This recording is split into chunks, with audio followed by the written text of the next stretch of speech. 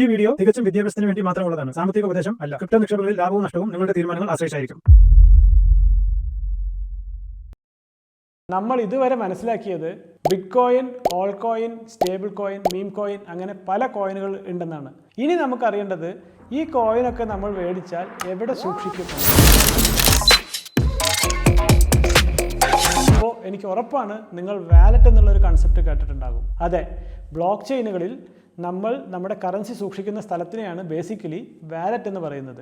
അപ്പോൾ പല ആൾക്കാർക്കും പല സംശയങ്ങളാണ്. പലരുടെയും വിചാരം ഈ ടോക്കൺസ് എല്ലാം സൂക്ഷിച്ചിരിക്കുന്നത് വാലറ്റ് ആപ്ലിക്കേഷനിലാണ് എന്നാണ്.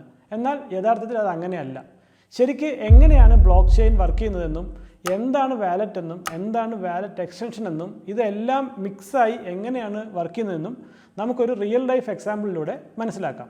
ഓക്കെ, ആദ്യം നമുക്ക് ഒരു അപ്പാർട്ട്മെൻറ്റ് കോംപ്ലക്സ് സങ്കല്പിക്കാം. അതിൽ പല ടവറുകളുണ്ട്. ഈ അപ്പാർട്ട്മെൻറ്റ് കോംപ്ലക്സ് എന്ന് പറയുന്നത് ഒരു ബ്ലോക്ക് ചെയിൻ വേൾഡാണ്.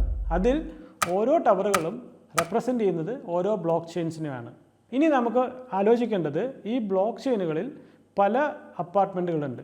ഓരോ അപ്പാർട്ട്മെൻറ്റിനും ഓരോ അഡ്രസ്സുകളുമുണ്ട്. A1, A2, A3 അങ്ങനെ. ഈ കേസിൽ ഒരു കണ്ടീഷൻ ഉണ്ട്.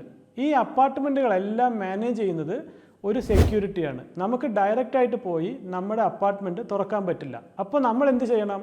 ഒരു സെക്യൂരിറ്റിയുടെ അടുത്ത് പോയി നമ്മൾ താക്കോൽ കൊടുത്ത് ഈ അപ്പാർട്ട്മെൻറ്റിൻ്റെ ഓണർ ഞാനാണ് എന്ന് പറഞ്ഞാൽ ആ സെക്യൂരിറ്റിയാണ് നമുക്ക് വേണ്ടി ഈ അപ്പാർട്ട്മെൻറ്റ് തുറക്കുക. ഇങ്ങനെയൊരു അപ്പാർട്ട്മെൻറ്റിനെ കുറിച്ച് താങ്കൾ സങ്കല്പിച്ചോ? ഇതാണ് ബ്ലോക്ക് ചെയിനും വാലറ്റും തമ്മിൽ. അപ്പോൾ ഇതിൽ സെക്യൂരിറ്റിയുടെ റോൾ എന്താണ്? അതാണ് വാലറ്റ് ആപ്ലിക്കേഷൻസ് എന്ന് പറയുന്നത്. അതായത് മെറ്റാമാസ്ക്, സോൾഫ്ലയർ എന്നുള്ള ആപ്ലിക്കേഷൻസ് ആണ് വാലറ്റ് ആപ്ലിക്കേഷൻസ് എന്ന് പറയുന്നത്. എന്താണ് അതിൻ്റെ ആക്ച്വൽ ജോലി?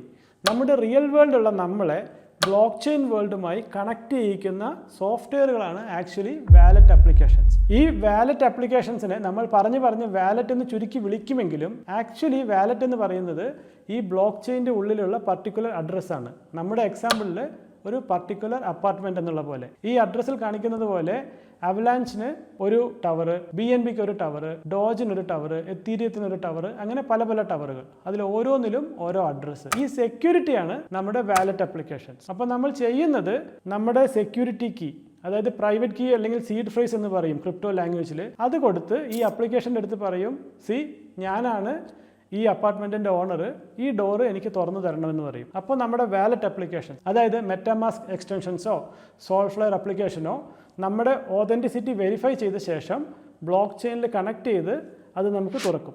അപ്പോൾ ആ അപ്പാർട്ട്മെൻറ്റിൻ്റെ ഉള്ളിൽ നമുക്ക് നമ്മുടെ കറൻസി വൃത്തിയായിട്ട് സേവ് ചെയ്ത് വയ്ക്കാം. ഇതാണ് ചുരുക്കി പറഞ്ഞാൽ ബ്ലോക്ക് ചെയിനും വാലറ്റും തമ്മിലുള്ള കണക്ഷൻ. അപ്പോൾ ഒരു കാര്യം നിങ്ങൾ മനസ്സിലാക്കേണ്ടത്, നമ്മുടെ ഫണ്ട് ഇരിക്കുന്നത് ഒരിക്കലും വാലറ്റുകളിലല്ല, അല്ലെങ്കിൽ വാലറ്റ് ആപ്ലിക്കേഷനിലല്ല. അതിരിക്കുന്നത് അപ്പാർട്ട്മെൻറ്റിലാണ്, അതായത് ബ്ലോക്ക് ചെയിൻ്റെ ഉള്ളിലെ ഒരു അഡ്രസ്സിലാണ്. ഓക്കെ, ഇത് തുറന്നു തരാൻ ഒരു പർട്ടിക്കുലർ സെക്യൂരിറ്റി വേണമെന്നില്ല. അതായത് ഈ ബ്ലോക്ക് ചെയിനിൽ കണക്റ്റ് ആകുന്ന വേറെ ഏതെങ്കിലും ഒരു വാലറ്റ് ആയാലും മതി.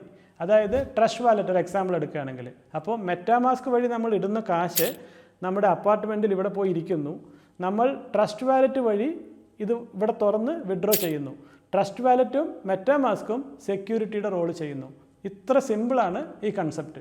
ഇനി നമ്മൾ ശ്രദ്ധിക്കേണ്ട ഒരു കാര്യം, ഇവിടെ നമ്മൾ പറഞ്ഞ സെക്യൂരിറ്റികൾക്ക് മൾട്ടിപ്പിൾ ടവേഴ്സ് തുറക്കാനുള്ള പെർമിഷൻ ഉണ്ട്. അതായത് മെറ്റാമാസ്ക് പോലുള്ള വാലറ്റുകൾ എത്തീരിയത്തിലേക്കും BNBയിലേക്കും കണക്ട് ചെയ്യാം. അതേസമയം ഡെഡ്ലെസ് പോലുള്ള വാലറ്റ് അഡ എന്നുള്ള ബ്ലോക്ക് ചെയിനിന് വേണ്ടി മാത്രമുള്ളതാണ്. അപ്പോൾ ചില വാലറ്റുകൾ ചില ബ്ലോക്ക് ചെയിനിലേക്ക് മാത്രമേ കണക്ട് ആവുകയുള്ളൂ.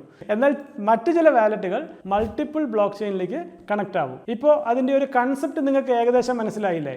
ഇനി വളരെ സിമ്പിളായിട്ട് പറഞ്ഞാൽ വാലറ്റും പാസ്വേഡും എന്ന് പറയുന്നത് നമ്മുടെ ഇമെയിൽ അഡ്രസ്സും അതിൻ്റെ പാസ്വേഡും പോലെയാണ്. ബേസിക്കലി ഇമെയിൽ അഡ്രസ്സിന് തുല്യമാണ് നമ്മുടെ പബ്ലിക് അഡ്രസ്സ്, പാസ്വേഡിന് തുല്യമാണ് വാലറ്റിൻ്റെ പാസ്വേഡ് എന്ന് പറയുന്നത്. അതുപോലെ തന്നെ നമ്മുടെ വാലറ്റിൻ്റെ അഡ്രസ്സ് നമുക്ക് പബ്ലിക്കായിട്ട് ഷെയർ ചെയ്യാം. ആർക്ക് വേണമെങ്കിലും നമ്മുടെ പെർമിഷൻ ഇല്ലാതെ നമ്മുടെ അക്കൗണ്ടിലേക്ക് കാശ് ഇടാം. പക്ഷേ എടുക്കണമെങ്കിൽ പ്രൈവറ്റ് കീ അല്ലെങ്കിൽ സീഡ് ഫ്രേസ് വേണം.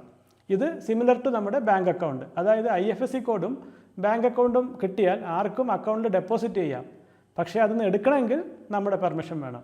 ദ സിമിലർ കൺസെപ്റ്റാണ് ബ്ലോക്ക് ചെയിനിലും ഇംപ്ലിമെൻറ്റ് ചെയ്യുന്നത്. ഒരേ ഒരു വ്യത്യാസം, ബ്ലോക്ക് ചെയിൻ എന്നുള്ള ലോകത്തിനെ റിയൽ വേൾഡുമായിട്ട് കണക്ട് ചെയ്യുന്ന ആപ്ലിക്കേഷൻസ് ആണ് വാലറ്റ് ആപ്ലിക്കേഷൻസ് എന്ന് പറയുന്നത്.